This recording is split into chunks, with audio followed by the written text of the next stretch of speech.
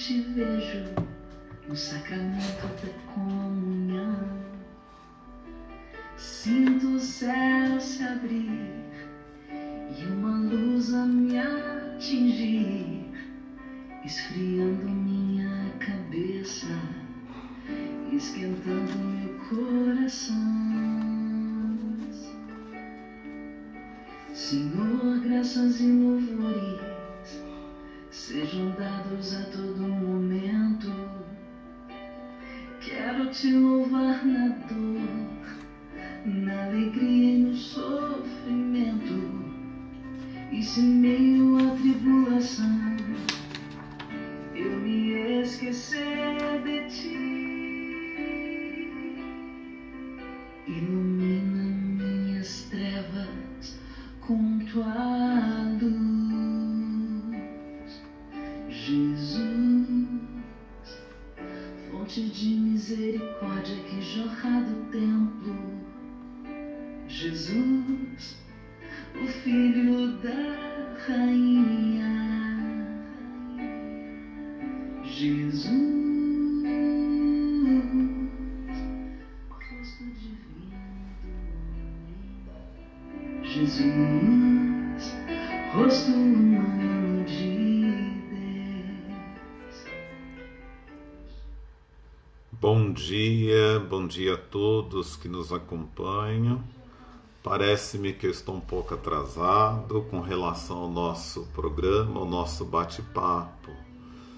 Mas, às vezes, nós programamos uma forma de chegar até vocês e, às vezes, a situação desprograma o nosso tempo, né? A nossa chegada até nesse bate-papo. Mas há muitas pessoas conversando e às vezes acaba extrapolando alguns momentos e a gente chega atrasado. O bom é que a gente chega, né? Demora, mas chega. Então, bom dia, Sander, bom dia a todos aqueles aí que nos aguardaram e nos aguardam para essa terceira parte sobre o sacramento da Eucaristia.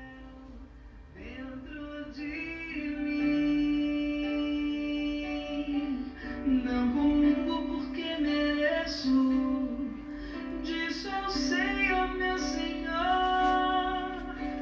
Comungo, pois preciso de ti.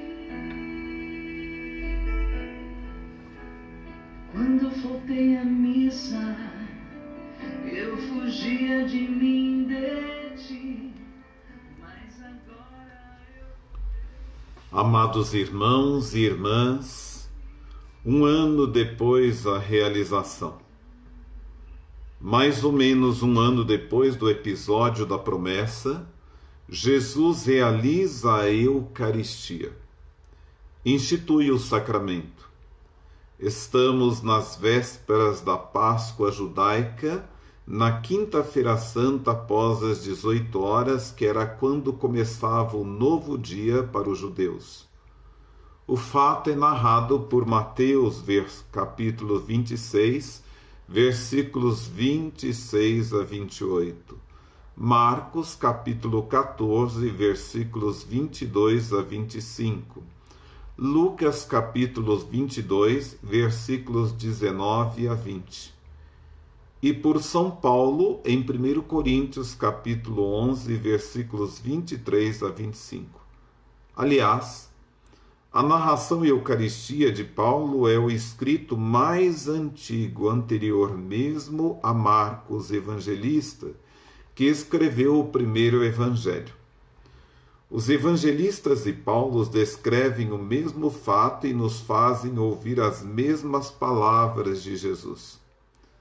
Estando Jesus com os 12 à mesa para celebrar a Páscoa, Jesus toma o pão, abençoa e o dá aos apóstolos, dizendo: Isto é o meu corpo que será entregue por vós.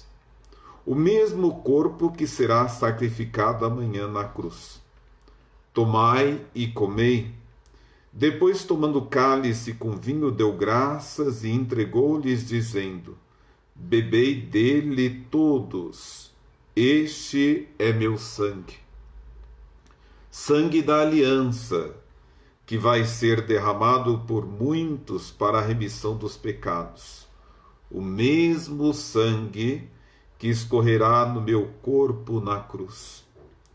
Nessa ceia, portanto, Jesus tornava realidade o que prometera 1 ano atrás em João capítulo 6.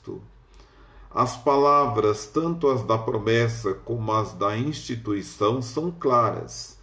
Não deixam dúvida nenhuma. Jesus está coroando a obra maravilhosa dos sacramentos, instituindo aí na ceia o maior deles, no qual, pelo pão e pelo vinho, ele está em pessoa real e substancialmente presente. O pão e o vinho se transubstanciam, mudam, convertem-se no corpo e no sangue de Jesus, o Filho de Deus.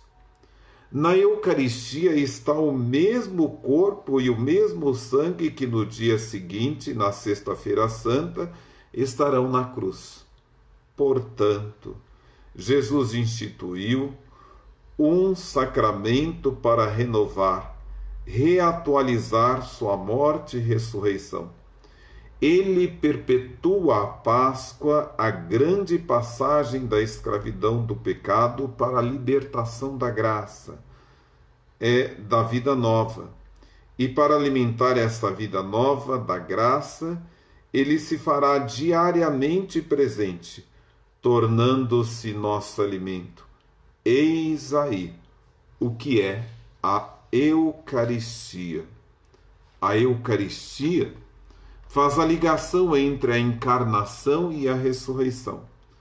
Na Eucaristia está Jesus, a mesma pessoa encarnada no seio de Maria. O mesmo Jesus que, com a colaboração do Espírito Santo e de Maria, recebeu um corpo, só que não é a mesma matéria do corpo e do sangue. A matéria físico-química, uma carne mastigável, mas a carne, o corpo exaltado e glorificado do Senhor pela ressurreição. Quem nos coloca nessa linha de pensamento é o apóstolo João, que escreve para combater uma heresia gnóstica dos docetas, que tentavam negar a realidade carnal da encarnação. Por isso, em vez de corpo, João prefere a palavra carne. E para deixar bem clara a promessa de Jesus, sua carne como comida e sangue como bebida. Chega a empregar um verbo que propriamente diz mais, mastigar, do que comer. João 6, 54, 56, 58. Aliás, já na abertura de seu evangelho, no princípio era o verbo, João emprega a expressão, e o verbo se fez carne. Mas, de outro lado, João deveria também fugir de uma acusação de antropofagia se acentuasse só os termos carne e mastigar, refeição cafarnalítica. Por isso ele acentua, João 6,62, que o que a Eucaristia oferece para ser comido é o corpo e o sangue do Senhor exaltado e glorificado, e não matéria sem vida. As palavras da promessa joanina na Eucaristia tratam de carne e sangue, enquanto contém em si a vida que é dada pelo Espírito. A nós que tanto amamos Maria, a mãe de Jesus, fique-nos, pois, aqui a lembrança do discípulo amado que, por exortação de Jesus aos pés da cruz, levou a mãe de Jesus como sua, accepte in sua. A lembrança de que também a Eucaristia devemo-la a Maria, pois Maria deu carne ao corpo de Jesus, deu à Páscoa divina um corpo que morto deveria ressuscitar e ficar presente na Eucaristia. Maria e Eucaristia, inseparáveis, portanto. O Verbo se fez carne no seio de Maria. Esse filho com a carne que Maria lhe deu morrerá ensanguentado numa cruz. Ressuscitará glorioso para continuar presente na Eucaristia. Daí nós dizemos, a Eucaristia, amor em 3 dimensões. É o que nós somos convidados a pensar com relação à Eucaristia, esse sacramento da graça do Senhor. Sinto o céu se abrir e uma luz a me atingir, esfriando minha cabeça, esquentando meu coração.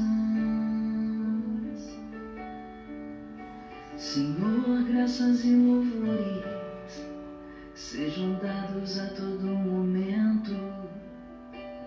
Quero te louvar na dor, na alegria e no sofrimento, e se meio à tribulação. A Eucaristia, como ato do amor de Deus para conosco, comporta 3 dimensões ou realidades que nos dão a medida desse amor incomensurável.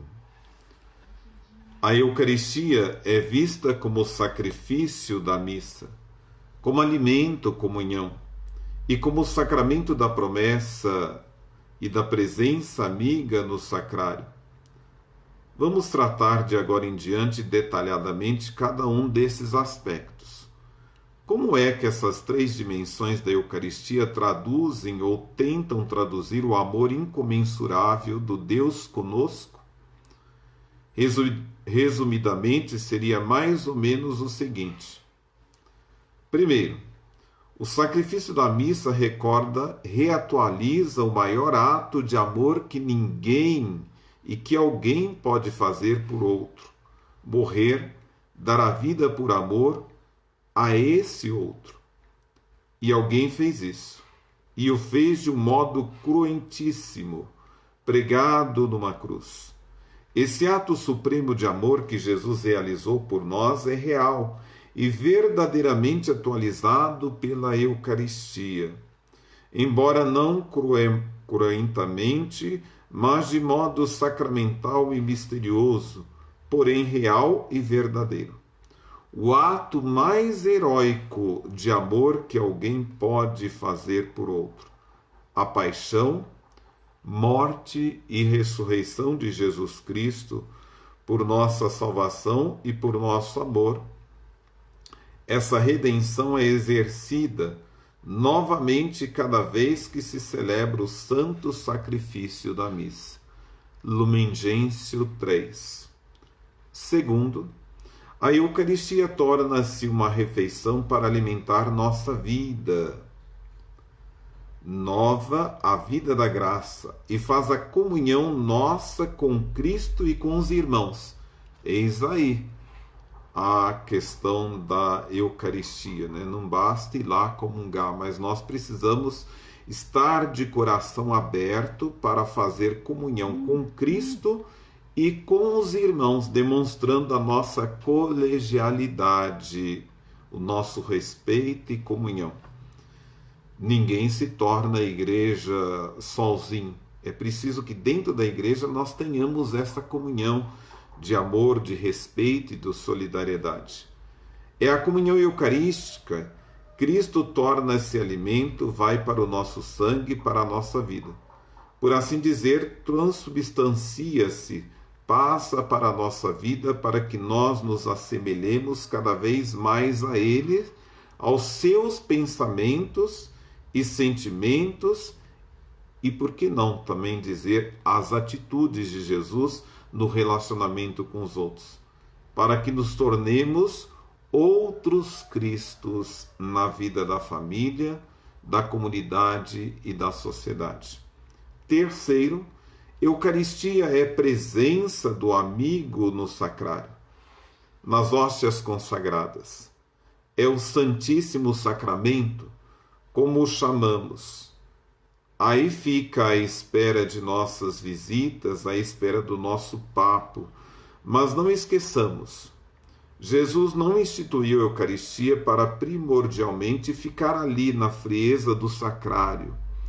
Eucaristia é alimento, é nutrição, é refeição para a comunhão com Ele e com os irmãos.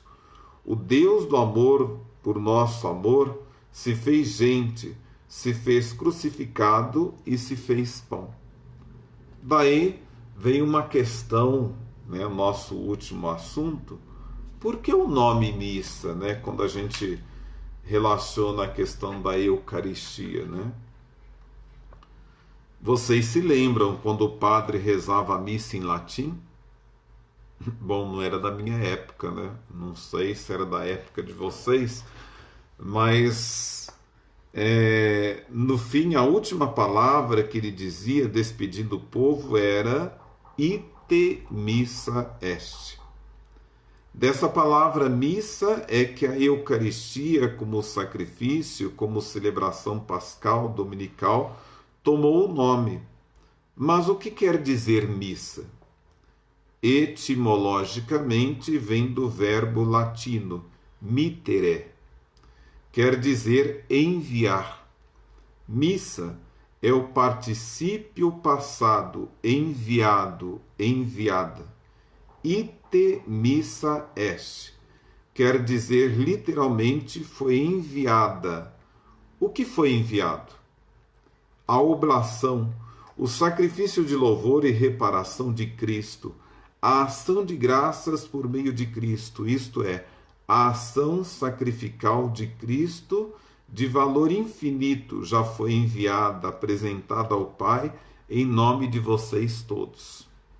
Realmente é um tanto estranho que a Eucaristia, como ação renovadora da morte e ressurreição de Cristo, tenha ficado com esse nome um tanto estranho, missa. Embora o significado profundo teológico seja muito expressivo, Cristo, em nome de vocês todos, já enviou ao Pai a ação de graças, a reparação, a adoração e os pedidos de vocês. Missa est, quer dizer, foi enviada a grande ação, a grande mensagem. Outro significado, ou melhor, um significado que completa o acima explicitado seria este.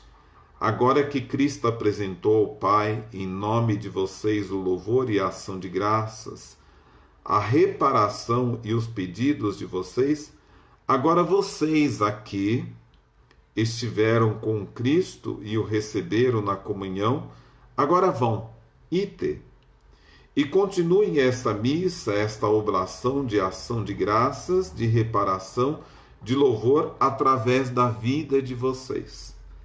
Daí está, olha, a nossa responsabilidade é muito grande, Eu vejo mais do que nunca nesse tempo de pandemia a gente cobrando tanto a participação da missa, Acho importante, reforça a nossa fé, nos dá esperança, Mas aí está a responsabilidade de todos nós. Porque quando a gente participa do sacrifício da missa, da celebração eucarística, nós devemos continuar essa ação de graça, essa reparação de louvor, através da nossa vida em sintonia com todos aqueles com os quais convivemos. Quando nós percebemos que em muitas comunidades há tanta fofoca, rivalidade, as pessoas querendo puxar os tapetes umas das outras, não respeitam muito o sacerdote, não se ouve, acha que manda na comunidade, quer fazer as coisas do jeito dela, não respeita as orientações canônicas, as normas e tantas outras questões que nos faz organizar enquanto comunidade, enquanto igreja, daí nós dizemos assim, olha, que reparação e louvor essa pessoa vai continuar na vida dela se ela não entra em sintonia com a vida da comunidade? Como que essa pessoa vai continuar celebrando a missa na vida dela se ela não consegue nem viver em comunidade, nem viver em sociedade, dentro das pastorais, dos movimentos, e nem consegue enxergar aquele que é instrumento de Deus para que a Eucaristia chegue até nós. Eis aí o questionamento que nós precisamos nos fazer, né? Os ataques que nós estamos vendo hoje estão cada vez mais assustadores. Nos assustam, né, com relação a isso. É preciso que nós nos questionemos, porque é onde que eu vejo assim, olha, a igreja que eu conheço, a igreja que eu acredito, não é essa igreja, quando eu falo, essa igreja tão bem organizada, né, que a vela tem que estar aqui, a cruz tem que estar aqui, aqui você pode pisar, aqui você não pode pisar. Não é essa, né? Eu falo que as normas e as exigências da igreja vão além dessas que mostram apenas uma aparência, né? Se eu vejo muito mais uma igreja como aquela das pessoas que estão se resgatando, se recuperando dos seus pecados, né? Uma igreja como aquelas que são extremamente sinceras e estão caídas pela rua, aquelas que estão aí se levantando e se reconhecendo no mundo em que vive, né? Quer seja com as opções que fazem, quer seja com o estado em que vive, reconhecendo-se pecadora, né? Essa igreja que se reconhece o seu espaço. Mas essa igreja elitizada, essa igreja aparente, essa igreja que vê o papel que ocupa em muitas funções como um trampolim, né, de status, não é essa que eu conheço. A igreja que eu conheço é aquela que celebra e faz da sua celebração uma ação de encontro com os irmãos, na vivência do perdão, da acolhida, do reconhecimento, da importância do outro, do papel que o outro ocupa, respeitando aqueles que são colocados no nosso caminho, né? Como participantes do sacerdócio de Cristo, ofereçam suas vidas a Deus, consagrem as realidades do mundo a Deus. Como profetas, anunciem a palavra de Deus, o plano de Deus ao mundo de hoje. Participem do reino de Deus, anunciem esse reino servindo aos irmãos, vendo em cada pessoa humana a pessoa do próprio Cristo. Tenham coragem de viver, proclamar o plano de Deus, denunciando tudo o que a ele se opõe. Agora, vocês devem ir para a missão de vocês no mundo.